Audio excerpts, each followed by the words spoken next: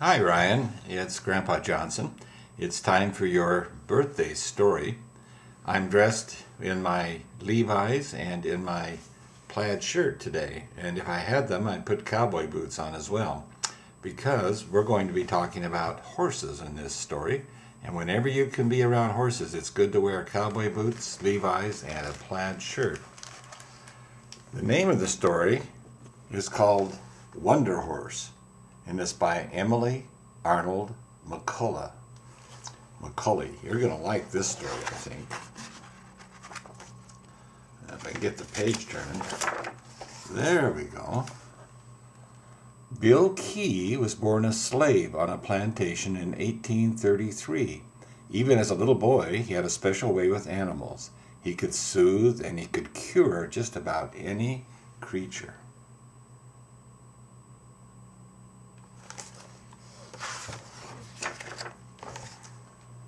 After Bill grew up and slaves were freed, he became a veterinarian. He was called Doc Key. Most of his patients were horses. In those days, horses did the hauling, pulling, and carrying, and they were often abused. Few people realized that animals had feelings. Bill believed in treating every animal with kindness. "Put down that whip," he would say to a farmer trying to get his tired horse to move. Bill stroked the spot on the animal's neck where his mother had once nuzzled. All creatures like kindness, Bill advised. His methods worked. His reputation spread.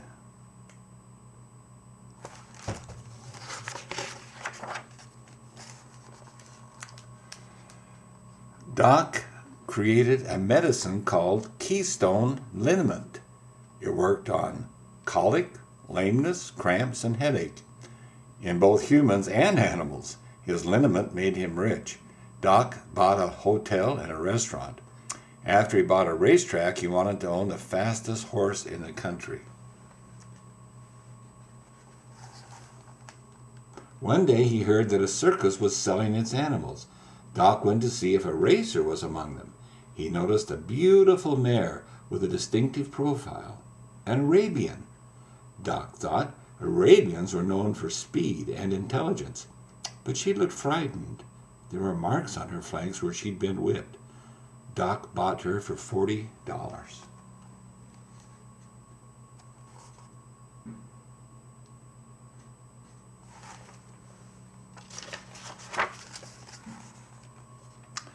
Doc loved his new horse, and he named her Loretta. She was the smartest horse he'd ever known. He found a champion stallion to father her foal, and then he waited for his future champion to be born. But the new foal had twisted legs and a mottled, homely coat. Doc thought the foal was too weak to survive, so he called him plain old Jim Key. Worse, the birth used up Loretta's strength. Doc tried desperately to save her, but Loretta died. Doc's heart closed shut with grief. No one could console him, not even his dogs, who waited for Doc to throw a stick for them to fetch. Meanwhile, little Jim Key tried desperately to stand on his crooked legs. His bright black eyes begged Doc not to lose hope in him.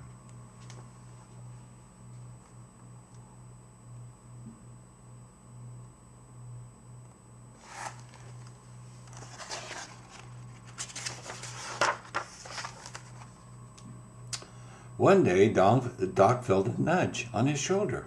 It was Jim Key with a stick in his mouth. "You want to play fetch?"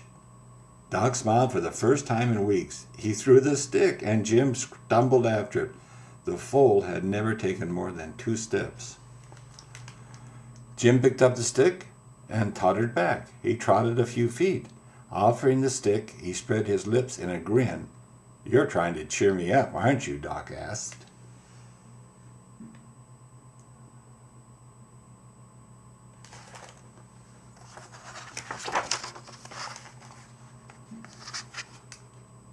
After Doc and the dogs went inside his house, he heard loud knocking on the front door. It was Jim.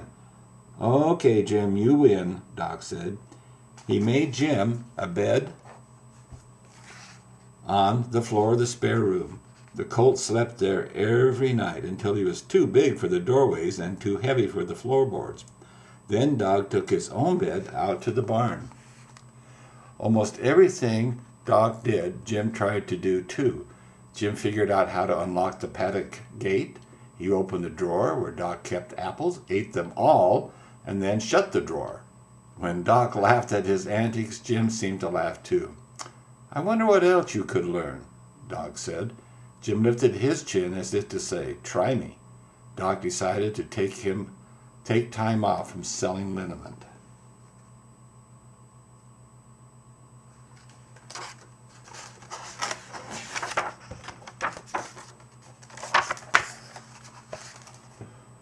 Doc taught Jim one lesson at a time, repeating it and rewarding Jim with apples or sugar.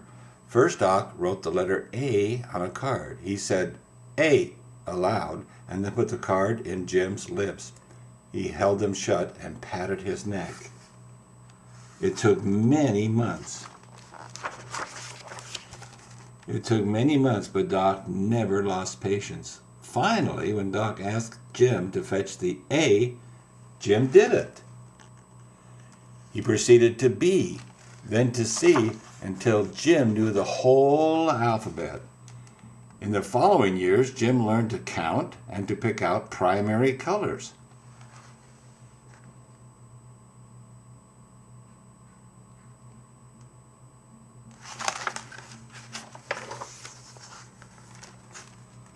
One day, watching Jim add and subtract, Doc cried, "Jim, we should go on the road. People will be amazed by how much you know. They will see that animals have feelings and it's wrong to make them suffer." "Wonder if Jim can do that in front of strangers," one of Doc's farmhands said.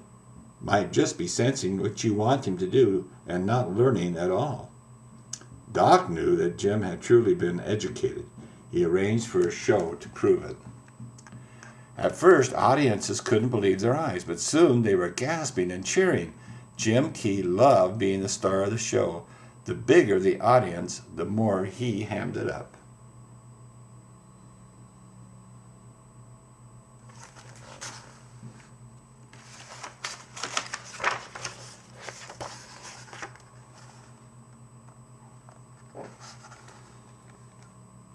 Jim spelled, made change from a cash register, danced to music, and bowed to ladies in the audience, flicking his tail and grinning.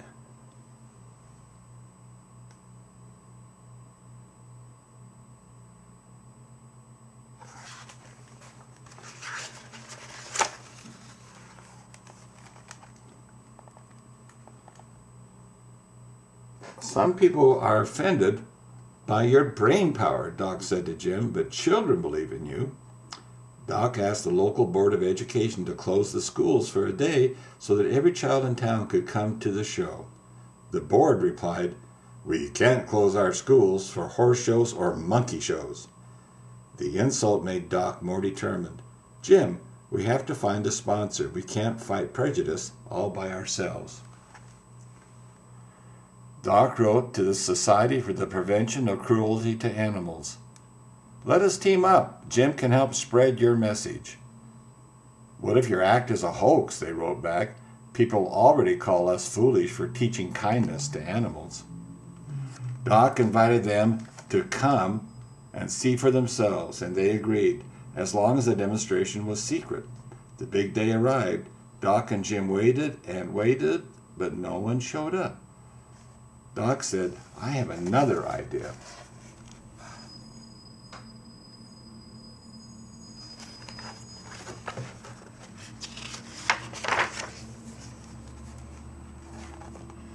Doc invited a team of professors from Harvard University to examine Jim Kay and decide if he was really educated. The professors agreed. "You must wait outside while we examine Jim," they told Doc. They led Jim inside and shut the door. Doc waited patiently, and a crowd gathered. Hours later, the door opened. The professors announced their findings. It is not a hoax. Jim answered all of our questions. He can read, he can spell, do arithmetic, and identify colors entirely as a result of his education. Every newspaper carried the story. Jim Key, educated by kindness.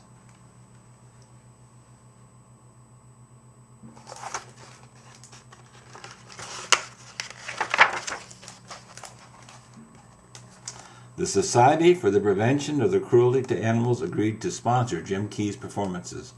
After the shows, thousands of school children signed a pledge that said, "I promise to treat animals with kindness."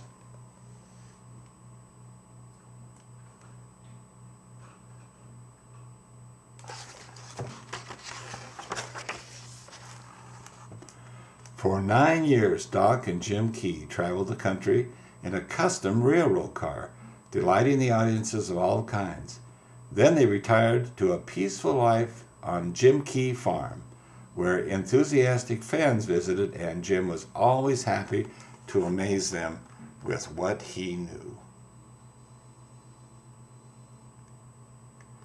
And that, Ryan, is the story of Jim Key, the Wonder Horse. We hope you have a great birthday and a fun time seeing everybody down in Arizona for Thanksgiving. Bye from me and from Grandma Johnson as well.